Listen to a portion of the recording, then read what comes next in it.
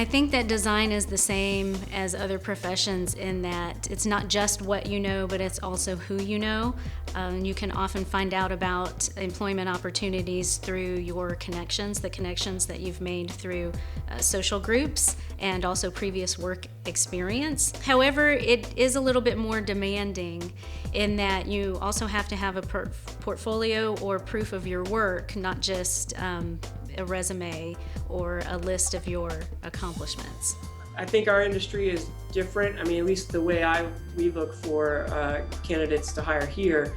I don't look too much at their education. I'm more at their education level. I'm more looking at their work. I care the highest about what their level of work is, and then if they get to the next level, we're going to do an interview with them, and I'm going to see how well they communicate about the work that they've done. That goes back to networking. You never know when your next opportunity is going to come and who it's going to come from. And there's been so many people out there practicing graphic design because they have the software and feel that they're designers, that it's hard to weed through all of those folks. So it's much easier when you know somebody and you trust that person, and you can give them that job if it comes available. The whole idea of this networking is actually very important. It's one of those things, though, that a lot of creative people don't like to do because it has a bad connotation. Salespeople network. We don't network. We're too creative to do that. But at the same time, if you're looking for work, that's what you have to do. I've gotten jobs myself from knowing people on the inside, and I've given jobs to interns and full-time employees based off of a past relationship, and of course their excellent work. I think that in terms of finding a job in the design industry, the smartest advice I could give anyone would be to say, go ahead and start designing things. Design things for people, clients, even if it's family. Start putting things in your portfolio that have a client attached to them.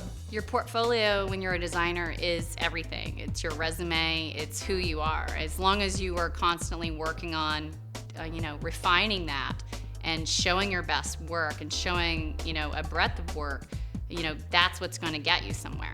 There's nothing more telling than an assignment that was given to you by a client that has real demands such that you're not going to get paid if they're not happy with them.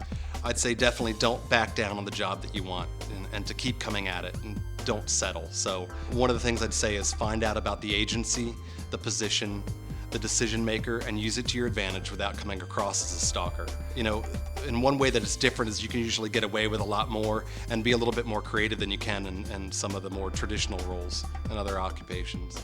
Going to community events, being a part of the community, it's those relationships that you form at those things. Even when you're in school, your peers are going to be key maybe in the future for finding work or getting that next job, or so you really want to be careful that you're never burning bridges. I kind of have to say, have the best portfolio that you can possibly make, because your portfolio says more about your work than your resume can, because when people are looking for a designer, they tend to look at your portfolio and what your portfolio has, the quality of your work, the variety of your work, and what you're actually capable of. Resume is good for a lot of jobs, but I find that especially when you're trying to find work in the creative field, people expect to see your portfolio and they expect to see really good things out of it.